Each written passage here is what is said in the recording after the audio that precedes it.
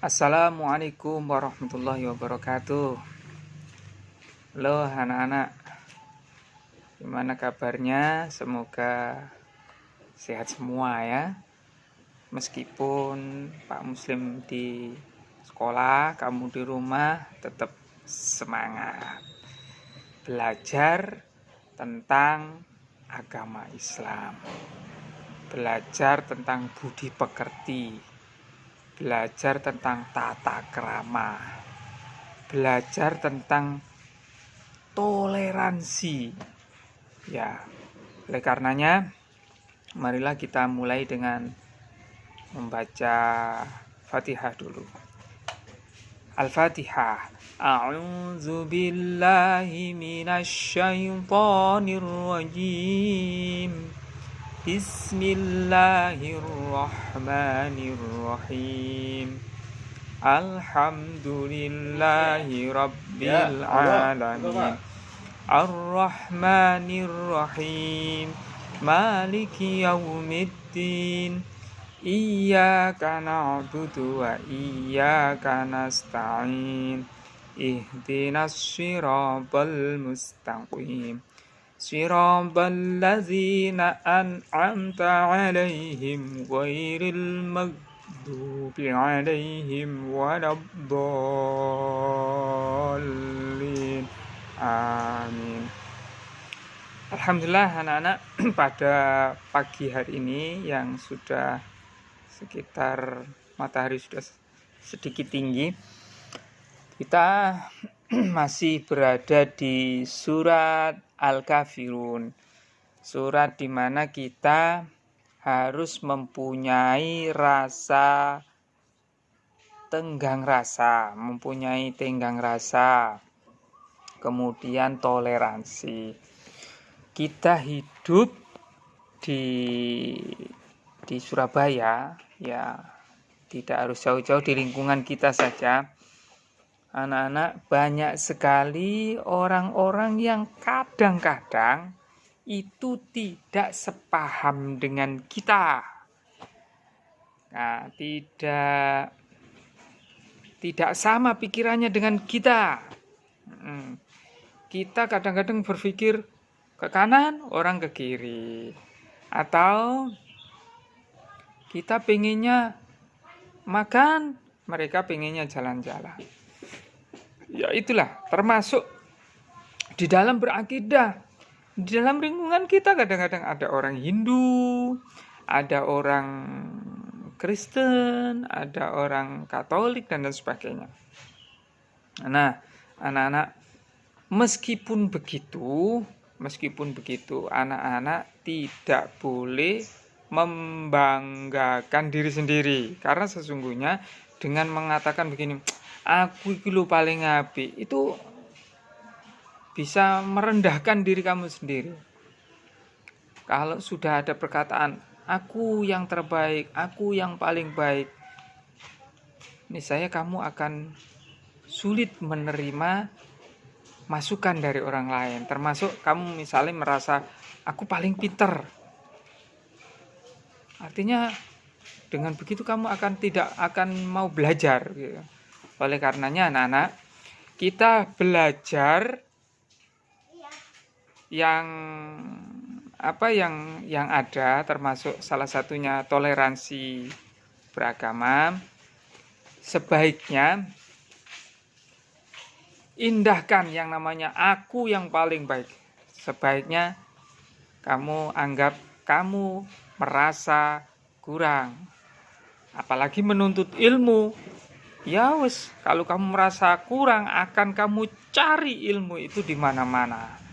Karena kamu merasa kurang. Tapi kalau sudah berurusan dengan harta, dengan pekerjaan, dengan apa yang kita miliki, kita akan merasa nggak ada habisnya. Nah, oleh karenanya, mari meskipun di rumah kita toleransi. Misalnya ada orang yang meninggal dunia di lingkungan kita mungkin. Ternyata yang meninggal dunia ini orangnya beragama Katolik. ya kita ke sana. Penghormatan terakhir. Ya, penghormatan terakhir. Ya tidak harus menyolati gitu, tidak. Yang penting kita datang ke sana. Datang ke sana itu sebagai bentuk rasa toleransi, rasa kebersamaan di dalam lingkungan kita gitu. Atau ada teman kita atau tetangga kita yang sakit. Ya kita ke sana. Kita ke sana menjenguk dengan membawa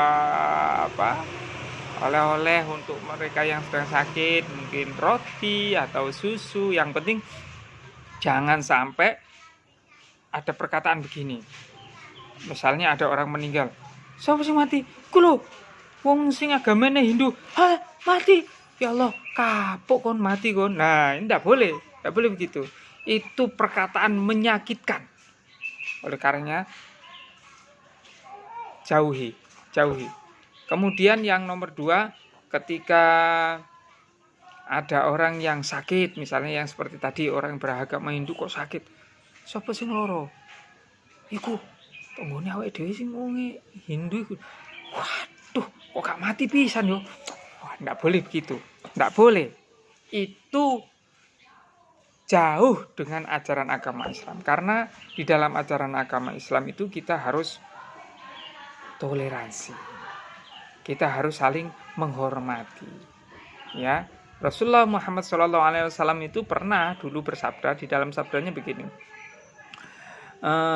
Man kana yu'minu billahi wal yaumil akhir falyukrim jarahu. Barang siapa yang beriman kepada Allah dan hari akhir, maka muliakanlah tetanggamu.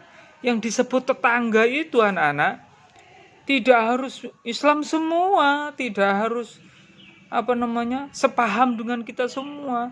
Tetapi mereka tetangga kita itu kan macam-macam. Ada yang Hindu, ada yang Kristen, ada yang Islam, ada yang tidak beragama, ada yang besar, ada yang kecil. Semuanya fal yukrim jarohu, maka muliakannya.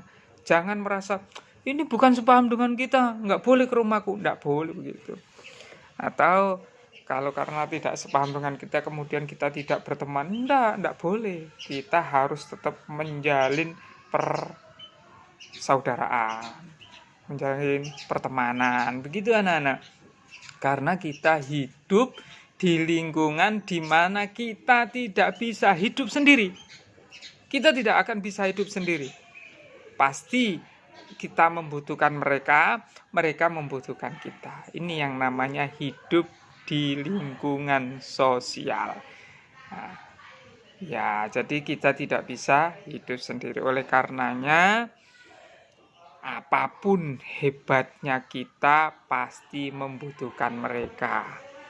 Gitu. Jangan merasa aku paling punya, aku paling pintar, aku paling gagah. Jangan. Karena sesungguhnya dengan begitu akan membuat kamu tidak bisa bergerak. Kalau kamu tidak bisa bergerak, kasihan. Kenapa?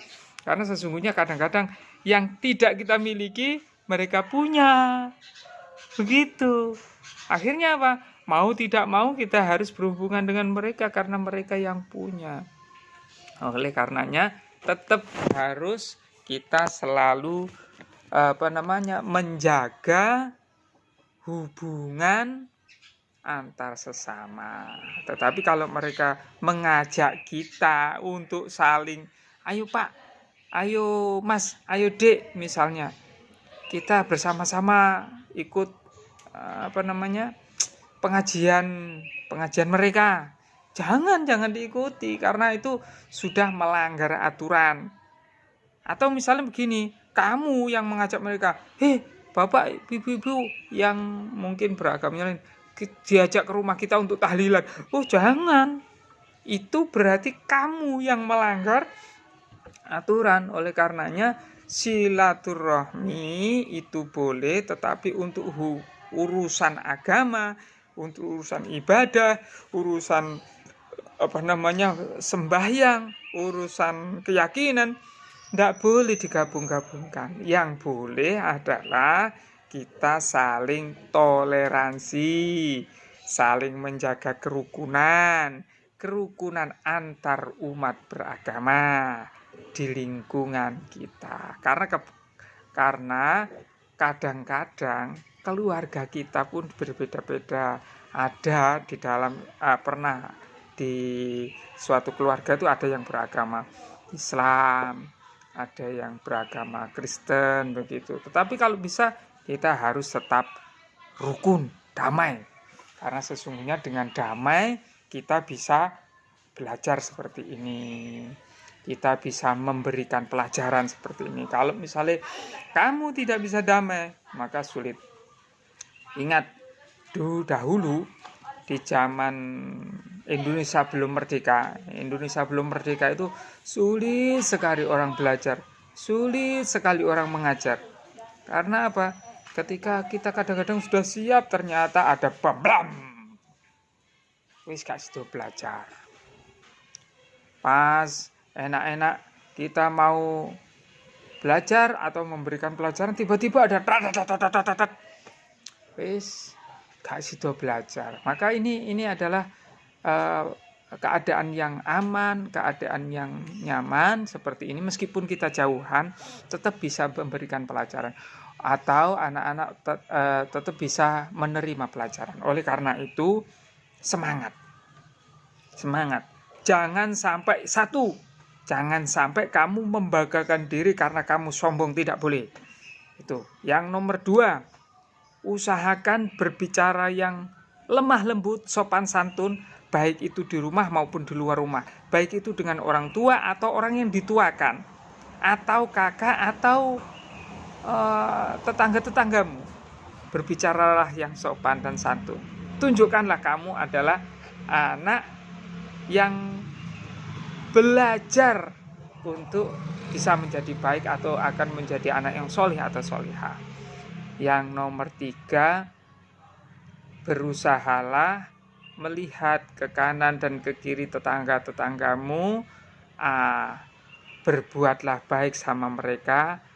Apabila mereka membutuhkan, kamu siap membantu. Apabila kamu membantu mereka, katakanlah sesungguhnya kamu hanya berusaha, ya, begitu. Oke, sementara itu yang bisa saya sampaikan. Mudah-mudahan anak-anak nanti bisa